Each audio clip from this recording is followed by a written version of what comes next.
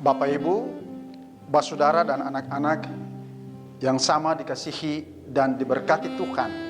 Salam sejahtera bagi kita semua. Shalom. Kita ada lagi dalam ibadah kemitraan, wadah pelayanan yang kita laksanakan saat ini di rumah kita masing-masing. Dan di dalam ibadah ini kita akan mendengar kebenaran firman Tuhan, menjadi landasan bagi kita untuk pemberitaan firman Tuhan di saat ini. Sebelum kita membaca bagian firman Tuhan di saat ini, mari kita siapkan hati kita. Kita berdoa, mohon Tuhan memimpin kita dalam pembacaan firman Tuhan di saat ini. Mari kita berdoa. Ibarat rusa merindukan air hidup, demikian pula kami umat-Mu ya Bapa, merindukan firman-Mu yang adalah air kehidupan itu. Sinarilah hati dan pikiran kami dengan kuasa Roh Kudus. Bukalah mata iman rohani kami, hati kami, pikiran kami, dan singkapkanlah segala rahasia kebenaran firman Tuhan bagi kami, agar ketika kami membaca firman-Mu, firman-Mu boleh tinggal dalam hati kami, dan kami boleh tinggal di dalam firman-Mu. Dan ajarkanlah kami Tuhan untuk tidak hanya sekedar menjadi pendengar firman yang baik, tapi jadikanlah diri-diri kami Tuhan, keluarga-keluarga kami, sebagai saluran berkat melalui kesaksian firman-Mu dalam kehidupan beriman kami sehari-hari. Datanglah ya Tuhan dan bersabdalah. Kami semua siap untuk mendengar firman-Mu. Amin. Bapak, Ibu, Saudara, dan anak-anak yang dikasihi dan diberkati Tuhan, firman Tuhan yang akan melandasi pemberitaan firman di saat ini terbaca di dalam kitab kudus Perjanjian Lama, Kitab Ulangan pasal 26 ayat 1 hingga ayatnya yang ke-11. Firman Tuhan bersaksi demikian. Mempersembahkan hasil pertama. Apabila engkau telah masuk ke negeri yang diberikan Tuhan Allahmu kepadamu menjadi milik pusakamu, dan engkau telah mendudukinya dan diam di sana, maka haruslah engkau membawa hasil pertama dari bumi yang telah kau kumpulkan dari tanahmu yang diberikan kepadamu oleh Tuhan Allahmu, dan haruslah engkau menaruhnya di dalam bakul. Kemudian pergi ke tempat yang akan dipilih Tuhan Allahmu untuk membuat namanya diam di sana. Dan sesampainya kepada imam yang ada pada waktu itu, haruslah engkau berkata kepadanya, aku memberitahukan pada hari ini kepada Tuhan Allahmu bahwa aku telah masuk ke negeri yang dijanjikan Tuhan dengan sumpah kepada nenek moyang kita untuk memberikannya kepada kita. Maka imam harus menerima bakul itu dari tanganmu dan meletakkannya di depan mezbah Tuhan Allahmu. Kemudian engkau harus menyatakan di hadapan Tuhan Allahmu, demikian, Bapakku dahulu seorang Aram, seorang pengembara, Ia pergi ke Mesir dengan sedikit orang saja dan tinggal di sana sebagai orang asing. Tetapi di sana ia menjadi suatu bangsa yang besar, kuat, dan banyak jumlahnya. Ketika orang Mesir menganiaya dan menindas kami dan menyuruh kami melakukan pekerjaan yang berat, maka kami berseru kepada Tuhan Allah nenek moyang kami. Lalu Tuhan mendengar suara kami dan melihat kesengsaraan dan kesukaran kami dan penindasan terhadap kami. Lalu Tuhan membawa kami keluar dari Mesir dengan tangan yang kuat dan lengan yang terancung, dengan kedahsyatan yang besar dan dengan tanda-tanda serta mujizat-mujizat. Ia membawa kami ke tempat ini dan memberikan kepada kami negeri ini, suatu negeri yang berlimpah-limpah susu dan madunya. Oleh sebab itu, di sini aku membawa hasil pertama dari bumi yang telah Kau berikan kepadaku, ya Tuhan. Kemudian engkau harus meletakkannya di hadapan Tuhan Allahmu. Engkau harus sujud di hadapan Tuhan Allahmu. Dan haruslah engkau, orang Lewi dan orang asing yang ada di tengah-tengahmu, bersukaria karena segala yang baik yang diberikan Tuhan Allahmu kepadamu dan kepada seisi rumahmu. Demikian kebenaran firman Tuhan. Bapak, Ibu, saudara, dan anak-anak yang dikasihi dan diberkati Tuhan, kita akan merenungkan kebenaran firman Tuhan kita di saat ini dalam terang tema bulanan Gereja Persekutuan Maluku, yakni selamatkanlah bumi, selamatkanlah kehidupan. Dan tema ini kemudian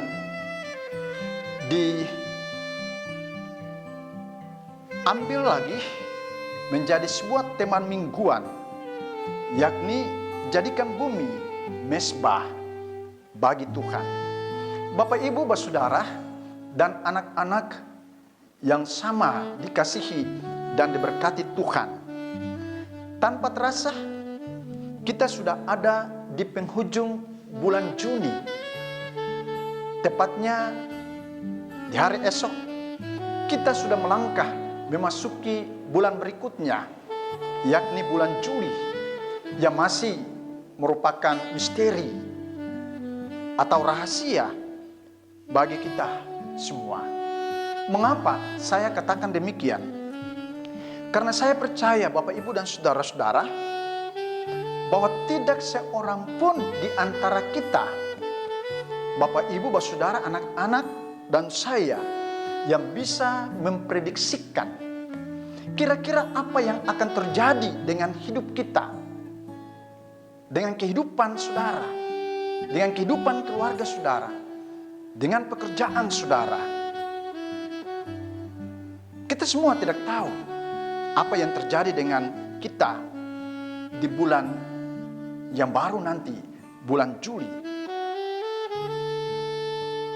Kita tahu persis Bapak, Ibu, saudara-saudara, bahwa bulan ini akan berganti dengan bulan yang baru. Dan segala sesuatu yang kita miliki, yang kita nikmati di dalam hidup ini, entah itu harta kekayaan, entah itu kepandaian yang kita miliki, semuanya bisa saja berubah pada waktunya. Mengapa? Sebab segala sesuatu yang kita miliki dalam hidup ini hanyalah bersifat kontemporer, hanyalah bersifat sementara. Semuanya akan bisa berubah. Tetapi ada satu hal yang pasti, yang tidak akan pernah berubah dari waktu ke waktu, dari zaman ke zaman, Dialah Allah yang kita imani dalam diri Yesus Kristus. Sang pencipta dunia, bumi, alam dengan segala isinya. Sang pemilik hidup kita umat manusia. Yesus tidak akan pernah berubah. Dalam situasi dan kondisi apapun, Yesus akan tetap sama.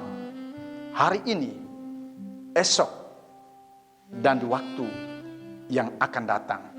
Nah, saudaraku, ini juga yang mau diingatkan Tuhan kepada umat Israel dalam perjalanan kehidupan mereka dari waktu ke waktu. Israel diingatkan bahwa kalau mereka bisa menikmati kehidupan ini, kalau mereka bisa bekerja, mereka bisa berjuang demi masa depan hidup mereka, tentu semuanya itu tidak terlepas dari kasih, pimpinan, dan penyertaan Tuhan. Nah, karena itu saudaraku, mereka diajak untuk mengingat akan kasih setia dan kebaikan Tuhan dalam hidup mereka. Mereka diajak untuk selalu bersyukur kepada Tuhan. Nah, pertanyaannya sekarang, bagaimana caranya mereka bisa bersyukur kepada Tuhan?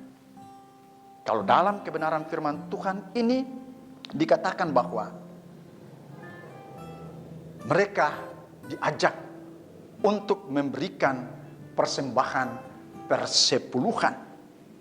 10% dari hasil pertama penghasilan mereka hendaknya mereka persembahkan kepada Tuhan. Nah, saudaraku, bagian firman Tuhan ini sebetulnya berbicara mengenai persepuluhan tahunan dari hasil pertanian yang dipersembahkan oleh umat Israel. Dalam hal ini para petani kepada Tuhan di tempat kudusnya. Sebagai apa? Sebagai tanda syukur mereka atas berkat-berkat yang mengalir setiap saat dalam kehidupan mereka. Nah, persembahan syukur yang mereka berikan, Bapak Ibu, saudara, anak-anak semua, diperuntukkan bagi orang-orang Lewi dan orang asing, ibu-ibu janda, dan anak-anak yatim piatu yang secara ekonomis sangat bergantung kepada mereka, yang hidupnya diberkati oleh Tuhan. Nah, Bapak Ibu, saudara, dan anak-anak, yang paling esensi atau paling utama dari pemberian persembahan persepuluhan yang diberikan umat kepada Tuhan, yaitu terdapat di dalam ayat 5 hingga ayatnya yang ke-10. Apa yang dimintakan Tuhan dari umat Israel, yakni mereka harus menyadari dan mengakui bahwa awalnya sebagai bangsa mereka tidak memiliki tanah atau kebebasan. Abraham, bapa leluhur mereka, adalah seorang pengembara. Kalau sekarang mereka bisa memberikan persepuluhan kepada Tuhan, itu terjadi bukan karena kuat hebatnya mereka, bukan karena mereka itu punya banyak sekali kekayaan, tetapi semuanya terjadi karena kasih setia Tuhan. Karena Tuhan selalu berpihak kepada para leluhur mereka. Dan Tuhanlah yang memberikan tanah yang subur kepada mereka. Nah, Bapak Ibu, saudara dan anak-anak yang dikasihi dan diberkati Tuhan, nilai atau pesan apa yang bisa kita petik dari kebenaran firman Tuhan ini untuk kita lakukan dalam kehidupan beriman kita sehari-hari? Yang pertama, Bapak Ibu dan saudara-saudara, anak-anakku, patut kita sadari bahwa saat ini selaku gereja, selaku umat Tuhan, selaku warga masyarakat, kita semua masih terus bergumul dengan berbagai macam problematika, dengan berbagai macam persoalan dalam kehidupan pribadi kita, dalam kehidupan keluarga kita, dalam kehidupan persekutuan hidup kita. Termasuk saat ini kita masih ada dalam pergumulan panjang menghadapi pandemi COVID-19 atau virus corona yang berdampak terhadap berbagai aspek kehidupan, membatasi kita dalam segala hal, membuat kita harus selalu ada di rumah, membuat kita harus bekerja di rumah. Mungkin saat ini saudara akan merasa bosan tinggal di rumah. Anak-anak kita merasa bosan tinggal di rumah. Sudah lama tidak menikmati pendidikan. Namun saudara-saudara, di tengah-tengah situasi dan kondisi yang sulit saat ini,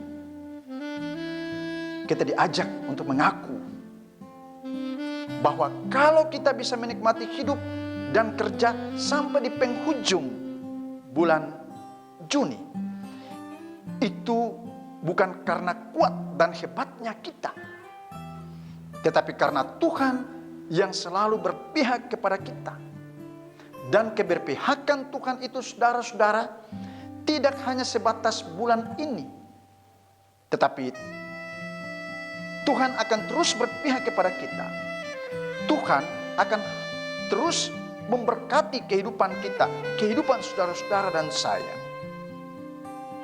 Bukankah ada begitu banyak berkat yang kita alami di dalam hidup kita? Teristimewa saudara-saudara, nafas hidup, kesehatan yang selalu kita nikmati, kita peroleh secara gratis dari Tuhan. Ini yang patut kita syukuri, Bapak, Ibu, dan saudara-saudara. Kita bersyukur bahwa di mana-mana terjadi keadaan yang sangat sulit akibat COVID-19. Di mana-mana terjadi situasi di mana orang lalu kemudian merasa tidak bebas. Mau pergi kemana-mana harus pakai masker, harus jaga jarak, harus cuci tangan dan sebagainya, Bapak, Ibu, saudara-saudara. Membuat setiap kita mungkin saat ini mengeluh, bersungut-sungut karena situasi yang kita hadapi di saat ini. Tapi mari kita patut bersyukur karena di daerah kita, di Kabupaten Kepulauan Tanimbar, kita masih ada di dalam zona hijau. Ini patut kita syukuri, Bapak, Ibu, dan saudara-saudara. Kita tidak hanya bersyukur melalui kata-kata, tapi kita juga diajak oleh kebenaran firman Tuhan ini yang kedua, Bapak, Ibu, saudara-saudara, untuk mewujud nyatakan rasa syukur kita itu melalui sikap dan perbuatan hidup kita setiap hari. Kita diajak untuk bersyukur dengan jalan hidup berbagi dengan sesama kita. Teristimewa mereka yang saat ini mengalami situasi-situasi yang sulit akibat pandemi COVID-19. Mereka yang saat ini sementara bergumul berjuang untuk keluar dari wabah COVID-19. Mereka yang sementara berjuang untuk memperoleh kesembuhan. Bapak, Bapak, Ibu, dan saudara-saudara yang dikasihi dan diberkati Tuhan, bukankah mereka ini juga sangat membutuhkan kehadiran kita, membutuhkan kepedulian kita sebagai umat Tuhan, sebagai orang-orang yang telah diselamatkan oleh Tuhan, dijaga dan dipelihara oleh Tuhan dari waktu ke waktu. Bapak, Ibu, saudara-saudara, mari belajar dari kehidupan umat Israel, belajar dari situasi yang sulit kita hadapi di saat ini. Kita belajar untuk memberikan yang terbaik bagi Tuhan lewat pemberian-pemberian syukur kita, lewat perpuluhan-perpuluhan yang kita berikan. Jangan kita lihat kepada nilainya. Berapapun nilai dari pemberian saudara, semuanya akan diterima oleh Tuhan. Kuncinya kalau kita memberi bukan dengan hati yang penuh dengan kesulitan hidup ini, bukan dengan hati yang selalu bersungut-sungut, tapi dengan hati yang penuh dengan sukacita. Bapak, Ibu, dan saudara-saudara, ada satu cerita menarik di akhir renungan ini. Ada satu keluarga, Bapak, Ibu, dan saudara-saudara. Keluarga ini terdiri dari ayah, ibu, dan anak-anak. Keluarga ini keluarga yang hidup serba terbatas dalam kekurangan. Sang ayah profesinya sebagai seorang pelaut. Nah, Bapak, Ibu, saudara-saudara, satu waktu ketika suami sang ayah hendak pergi melaut mencari ikan, istrinya sempat bilang begini, "Papa, sebelum berangkat mencari ikan, kalau bisa Papa harus berdoa. Dan jangan lupa berikan kepada Tuhan apa yang menjadi milik Tuhan, perpuluhan." Ya, namanya suami, Bapak, Ibu, dan saudara-saudara, ia selalu mengiyakan apa yang dikatakan oleh istrinya. Tetapi dia tidak pernah melakukan apa yang disampaikan oleh istrinya. Dan hal itu, Bapak, Ibu, saudara-saudara, didengar oleh anaknya yang sulung, anak mereka yang sulung, yang setiap saat pergi mendampingi sang ayah melaut. Nah, Bapak, Ibu, dan saudara-saudara, satu saat ketika sang ayah dan anaknya mereka yang sulung ini pergi ke laut sepanjang malam, mereka memperoleh banyak sekali berkat, banyak sekali ikan. Lalu mereka kembali ke rumah. Dan sebelum mereka bersiap-siap berangkat lagi di hari esok pergi melaut, sang anak giliran bilang untuk papanya, "Papa, jangan lupa apa yang Mama bilang kemarin. Jangan lupa berdoa dan kasih perpuluhan kepada Tuhan." Ya, namanya ayah, dia hanya mengiyakan, tapi tidak pernah melakukan apa yang dikatakan oleh sang istri pun juga anaknya yang paling sulung. Mereka kemudian berangkat melaut, Bapak, Ibu, dan saudara-saudara. Dan ketika mereka pulang pada pagi hari, dari jauh mereka melihat ada api yang mengepul di tepi pantai. Semakin dekat dengan pantai, mereka melihat api itu semakin besar. Lalu anaknya bilang, "Papa, ini sepertinya ada kebakaran." Ternyata apa yang terjadi, Bapak, Ibu, saudara-saudara, ketika mereka tiba di tepi pantai, mereka melihat yang terbakar itu justru rumah mereka, apa yang menjadi milik mereka. apa yang mereka kumpulkan selama ini untuk membangun rumah yang mereka tempati itu, Bapak Ibu Saudara-saudara, semuanya lenyap, semuanya terbakar. Melihat hal seperti itu, Bapak Ibu Saudara-saudara, anak sulungnya katakan kepada ayahnya, kan saya sudah bilang untuk papa harus berikan perpuluhan. Wah, dengan hati yang penuh dengan kesedihan, tetapi juga dengan lirih, sang ayah berkata kepada anaknya, kejam benar Tuhan ini. Kalau memang semuanya ini terjadi karena saya tidak memberikan perpuluhan, seharusnya Tuhan ambil ikan-ikan. Mengapa Tuhan harus membumi hanguskan rumah?